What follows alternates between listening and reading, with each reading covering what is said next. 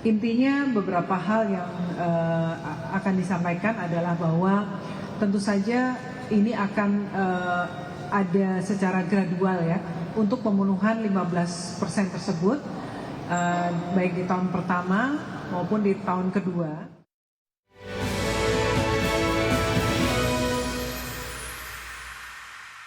Usai kembali bertemu dengan MSCI, Bursa Efek Indonesia bersama dengan Otoritas Jasa Keuangan menyampaikan beberapa perkembangan terkait dengan aturan baru Bursa Saham Indonesia, terutama finalisasi aturan baru dalam memperkuat transparansi dan kredibilitas pasar modal Indonesia.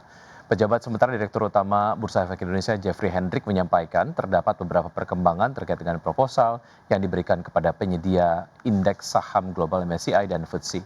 Pertama, pengungkapan atau disclosure pemegang saham di atas 1% telah memasuki tahap final. Kedua, daftar saham yang terkonsentrasi atau stakeholders concentration list dalam prosesnya dilakukan secara proper dan dapat dipertanggungjawabkan. Sementara itu, PJS Ketua Dewan Komisioner OJK Friederika Widiasari Dewi menyampaikan terkait dengan exit policy atau solusi terhadap saham yang tidak bisa memenuhi ketentuan free float minimal 15%. Yang menyebut emiten yang belum memenuhi batas free float 15% akan diberikan notasi khusus. Selain itu, OJK juga memastikan akan terus memantau progres implementasi aturan-aturan tersebut dan memastikan transparansi serta akuntabilitas dalam setiap langkah yang diambil. Terkait dengan pemenuhan free float dari 7,5 menjadi 15%, nanti silakan dari teman-teman dari Bursa Efek Indonesia juga menyampaikan update-nya. Intinya beberapa hal yang akan disampaikan adalah bahwa tentu saja ini akan ada secara gradual ya untuk pemenuhan 15% tersebut, baik di tahun pertama maupun di tahun kedua. Dan juga tentu saja akan kita sampaikan juga exit policy untuk emiten-emiten yang sekiranya tidak dapat memenuhi ketentuan free float 15% tersebut. In the meantime nanti emiten melakukan pemenuhan terhadap 15% free float ini, juga kemarin akan ada suatu hal yang baru, yaitu akan diberikan notasi khusus terhadap emiten-emiten yang memang belum memenuhi free float 15% ini. Jadi ini sebenarnya memberikan kemudahan buat investor untuk melakukan pemilihan terhadap saham-saham yang mereka investasikan.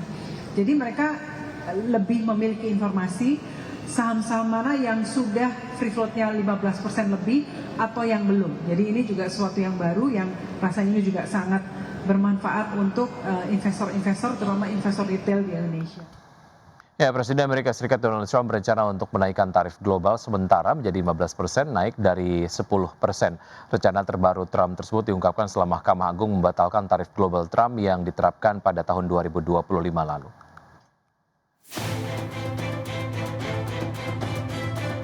Presiden Amerika Serikat berencana untuk menaikkan tarif global sementara menjadi 15% atau naik dari level 10%. Rencana terbaru Trump ini diungkap setelah Mahkamah Agung membatalkan sebagian dari program tarif darurat Trump, meningkatkan ketegangan perdagangan hanya sehari setelah pasar bereaksi positif terhadap keputusan hukum tersebut. Trump menyebut tarif yang lebih tinggi akan berlaku segera dan dapat tetap berlaku hingga 150 hari berdasarkan hukum perdagangan yang ada. Sebelumnya Mahkamah Agung memutuskan dengan suara 6-3 bahwa Undang-Undang Kekuasaan Ekonomi Darurat Internasional tidak memberikan wewenang kepada Presiden untuk memberlakukan tarif yang luas, memperkuat peran Kongres atas kebijakan pajak dan perdagangan. Pasar awalnya menyambut baik keputusan Jumat lalu, dan analis mengatakan keputusan tersebut dapat untuk sementara meredakan kekhawatiran inflasi dan mengurangi ketidakpastian perdagangan. Namun para ahli telah memperingatkan bahwa optimisme mungkin hanya berlangsung singkat. Analis mencatat bahwa Gedung Putih sudah mengejar jalur hukum alternatif, menunjukkan bahwa ketidakpastian kebijakan dapat berlanjut, meskipun ada kemunduran di pengadilan. Pengumuman ini menggarisbawahi bagaimana ketegangan perdagangan tetap menjadi risiko makro utama bagi investor, bahkan setelah Mahkamah Agung membatasi salah satu alat hukum utama pemerintah. Dengan pasar sekarang mengamati dengan cermat langkah-langkah kebijakan lebih lanjut dalam beberapa minggu mendatang. Berbagai sumber untuk ID Action. Terima kasih Anda masih bergabung bersama kami. Pemirsa, PT Jasa Marga Persero Tbk menerbitkan obligasi dengan nilai emisi mencapai 2,06 triliun rupiah. Ya, berdasarkan prospektus perseroan, menerbitkan obligasi melalui 4 tenor yang memiliki jangka waktu 3 hingga 10 tahun. Besaran kupon yang ditawarkan obligasi ini berada pada kisaran 5,7% hingga 6,75% per tahun. Adapun nantinya, sebagian besar dana terhimpun akan digunakan untuk penyetoran modal kepada anak usaha PT Jasa Marga Japek Selatan dengan nilai sebesar 1,3 triliun rupiah. Dana yang disuntikan tersebut akan digunakan sebagai tambahan dana untuk melanjutkan pembangunan ruas jalan tol Jakarta Cikampek 2 Selatan. Sementara itu sisa dana hasil penawaran umum akan dialokasikan untuk melakukan penyetoran modal kepada anak usaha PT Jasa Marga Jogja Bawen, di mana nantinya dana tersebut akan digunakan sebagai tambahan untuk pembangunan ruas jalan tol Jogja Bawen. Terima kasih Anda masih bergabung bersama kami. Pemirsa, indeks harga saham gabungan atau IHSG berbalik pelemah tipis usai sentuh level 8.300-an di Jumat pekan lalu dan IHSG terbebani pelemahan saham konglomerasi Prayogo Pangestu yang kompak melemah. Indeks harga saham gabungan atau IHSG ditutup melemah tipis 0,03% ke level 8.271,76 di akhir perdagangan Jumat pekan lalu. Secara intraday IHSG berbalik menguat setelah di sesi pertama IHSG menguat signifikan ke level 8.328,421. Dalam sepekan IHSG melemah 0,23%. Indeks sektoral dengan kenaikan terbesar sektor infrastruktur naik 0,92%, sektor keuangan menguat 0,54% dan sektor perindustrian melaju 0,50%.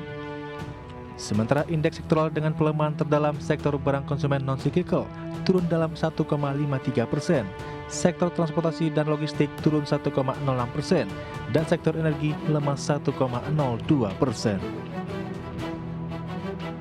IHSG terbebani pelemahan saham konglomerasi terutama dari grup Prayogo Pangestu diantaranya saham Brand ditutup melemah 0,62% di level Rp8.050 per saham. Saham PTRO ditutup melemah 3,41% di level Rp7.075 per saham. Saham Cuan ditutup melemah 1,14% di level Rp1.735 per saham. Saham BRPT ditutup melemah 3,81% di level Rp2.020 per saham. Saham CDA ditutup melemah 3,39% di level Rp1.140 per saham. Saham TPIA ditutup melemah 0,74% di level Rp6.725 per saham. Sementara itu nilai tukar rupiah terhadap dolar Amerika Serikat menguat terbatas dalam penutupan perdagangan Jumat pekan lalu. Dikutip Bloomberg, rupiah ditutup menguat 0,4% ke posisi Rp16.873 per dolar Amerika Serikat. Setelah sempat melemah hingga ke level 16.900-an, raihan ini merupakan penguatan kedua dalam penutupan perdagangan secara beruntun di pekan ini. Penguatan terjadi setelah Bank Indonesia mempertahankan tingkat suku bunga acuan di level 4,75% yang sejalan dengan ekspektasi pelaku pasar. Gubernur Peri Warjio mengatakan langkah tersebut diambil demi menstabilkan mata uang dan menjaga pertumbuhan ekonomi, menyusul pemangkasan suku bunga kumulatif sebesar 150 basis poin sejak September 2024. Sebagai sumber, ID Action.